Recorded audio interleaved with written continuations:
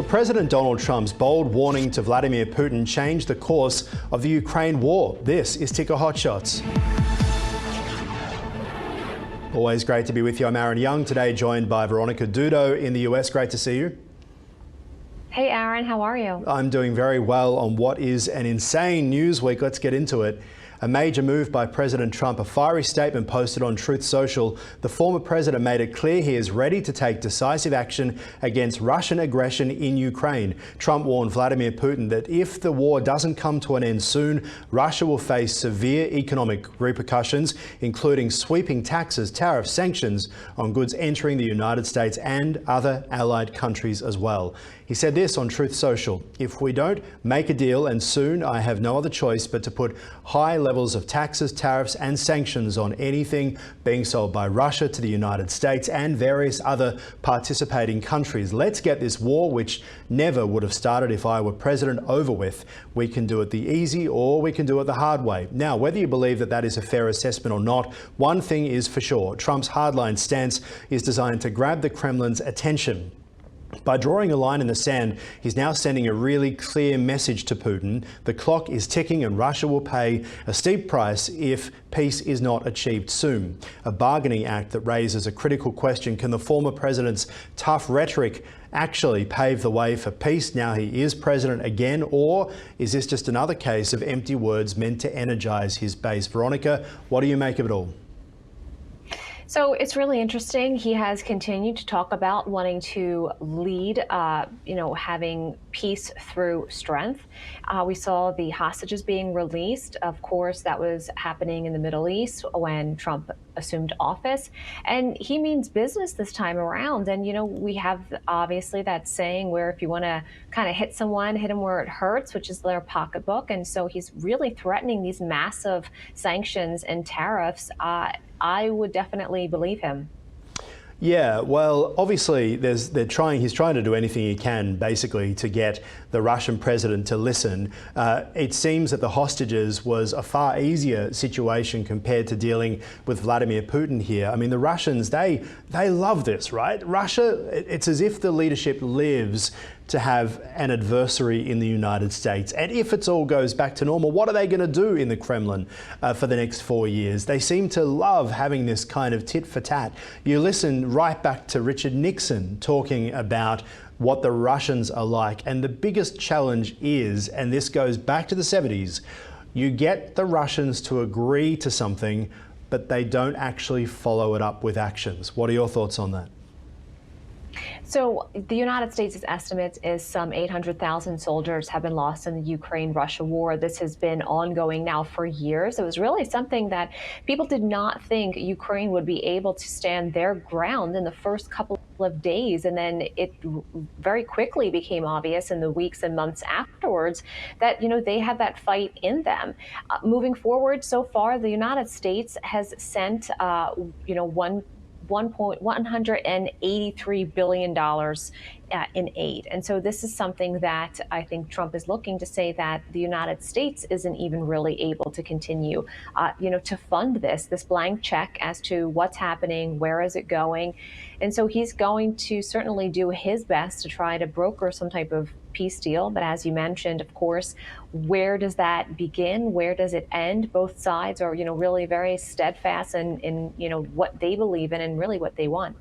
The thing is, though, it isn't really a blank check. Listening to Zelensky talking about this on Alex Friedman's program on YouTube just last week or the week before now, and he was asked about this and about corruption. And he said that the fact is we actually don't get cash so much as weapons, and the $180 billion is actually in weapons made in the United States, in so many of those states that rely on weapon sales to countries like Israel and countries like Ukraine as well. So obviously it is, I guess, good for the US economy in many senses too, and Trump will be mindful of that. But in terms of the world economy, in terms of the stock market that we know Trump cares so much about, he is focused on ending the war. The Finnish Prime Minister was speaking on CNN at Davos just today, and the message is we really need this war to end for Europe to get back on course, because it feels like it could spiral out of control. But here's the unknown part. Biden had an adversarial relationship with Putin. Trump is talking about, in that same message from Truth Social, about his previous good relationship with Putin as well. Will that be enough, the relationship between these two leaders? So when you look at the money, there's a lot of humanitarian aid that is completely unaccounted for. So that is something that Congress has long said they'd really like a bill of sale. They'd like to know exactly where that money has gone. But when you look during Trump's first presidency, Putin did not make a move. When you look during Barack Obama's presidency, Putin basically, annexed Crimea. So it's very fascinating, the devil's in the details. But, when you look to see what's actually being done, he's making moves on two Democratic presidential administrations, which is, something very fascinating, especially for historians and people who love to look at this and to study it. But it will be very interesting to see if a deal can be done. Of course, that is something that we have heard with the current administration definitely talking about on the campaign trail leading up to the 2024 election. All right. A truly rare moment in the turbulent landscape of American politics, a glimpse of civility between two of the most polarising men of our time, Joe Biden and Donald Trump. The tradition of outgoing presidents leaving letters for their successors dates back decades, a simple yet profound gesture that transcends partnerships as well as partisanship. And now, thanks to an exclusive from Fox News' political correspondent Peter Doocy, we have the contents of President Biden's farewell note to Trump. Take a look at that announcement. The letterhead was of Joseph R. Biden Jr. It said President of the United States. And his cursive handwriting that I reviewed was difficult to read at times, but this is what I got from the letter. Let's read it together. Dear President Trump, as I take leave of this sacred office, I wish you and your family all the best in the next 4 years. The American people and people around the world look to this House for steadiness in the inevitable storms of history. And my prayer is that in the coming years will be a time of prosperity, peace, and grace for our nation. May God bless you and guide you as he has blessed and guided our beloved country since our founding. Joe Biden, 1/2025. All right, I don't know how I feel about this, Veronica. I feel like some things need to be kept private, and surely a letter between presidents, if that has been the tradition of doing so, why announce it? I know that there was that kind of fun moment when Peter asked about it on day one in the Oval Office, and he goes, oh, he opens the drawer and there's the letter, and I won't read the letter because, as Megyn Kelly said, he knows the limits. He knows to tease that he'll open and read the letter to reporters, but to not actually do it. Now, he's held it up. Obviously, you zoom in, you can read the handwriting. What do you make of it all?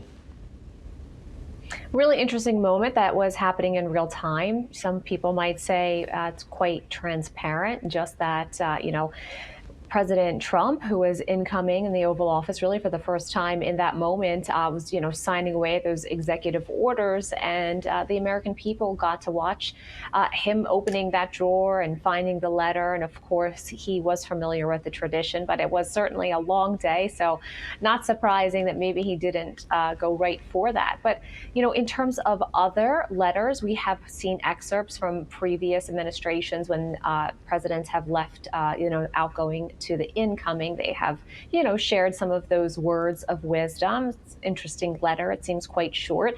And really, a lot has been made with the fact that, was this the same pen maybe that former President Biden had just signed his family pardons with, and then he penned this letter? Or did he pen the letter and then sign the pardon? So very interesting, of course, to be a fly on the wall there in the Oval Office and to, see one outgoing administration and then, of course, the incoming. But yeah, very interesting, too, that we got to have like a sneak peek on what the contents of this letter had been. Obviously, when you look at a domestic standpoint and a foreign standpoint, there are a lot of massive issues that this administration is dealing with. And so some people might say maybe more could have been added to the letter. But you know what? He wishes him well, and that's a great thing.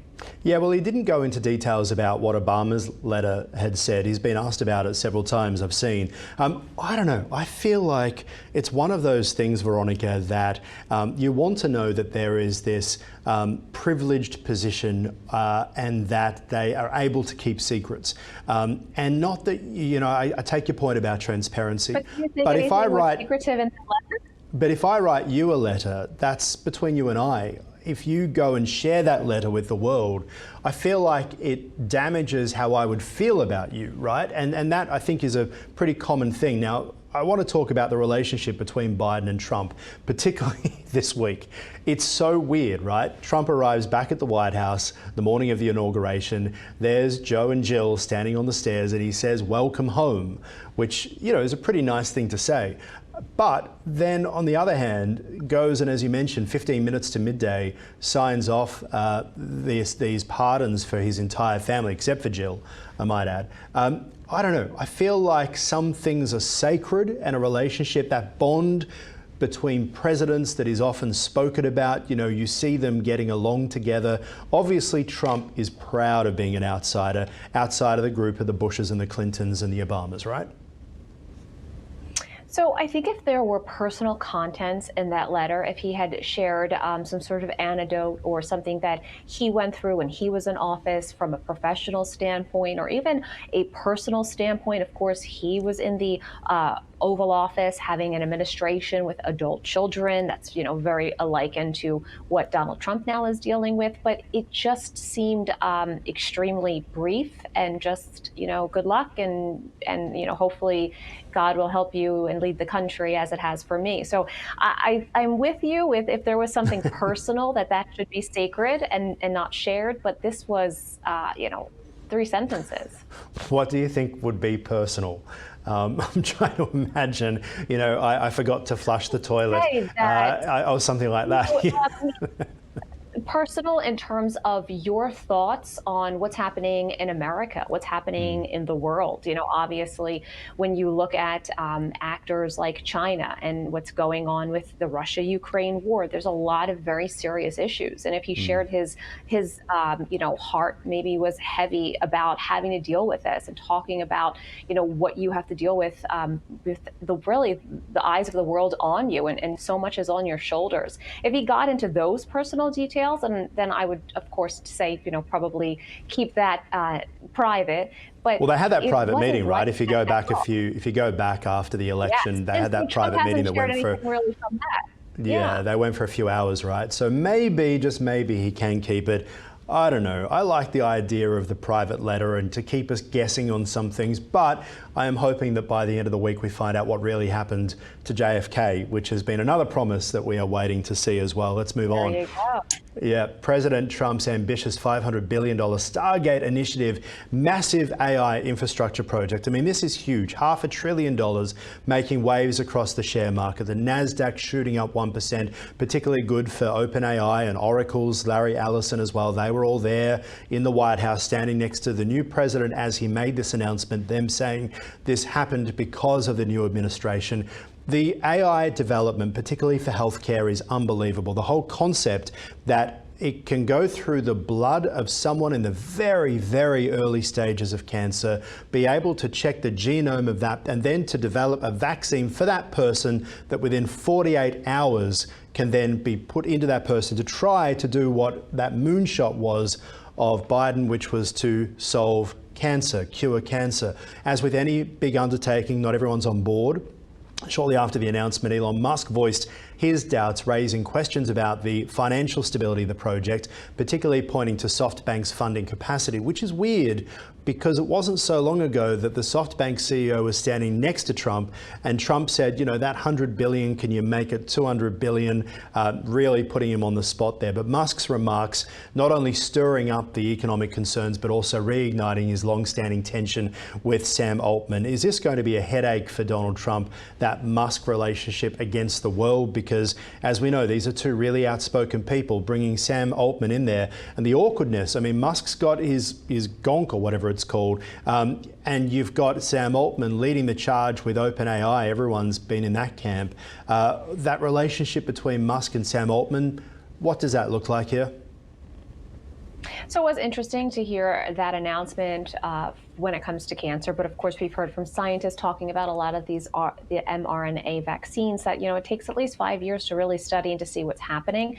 So he was just basically talking about where things are moving. But when you look at this $500 billion initiative that President Donald Trump announced on his first full day, it's really about the data centers. And so the first one is expected to be opening up in Texas, and the plan is in the next 4 years that more data centers will open. And so this is what's really important, because for so long we've talked about, what country that harnesses AI, that they will really lead the world. And I've talked to some other tech experts and kind of just said, what do you think about? Is this a good thing? Isn't it? And they said, this is great, that we need regulation. There needs to be oversight. We need these data centers. We don't want this happening in other countries. We want the United States to be at the forefront. We want things to be made in the United States, developed in the United States. So really a lot of excitement getting behind this deal, and really in a position that this is truly the future.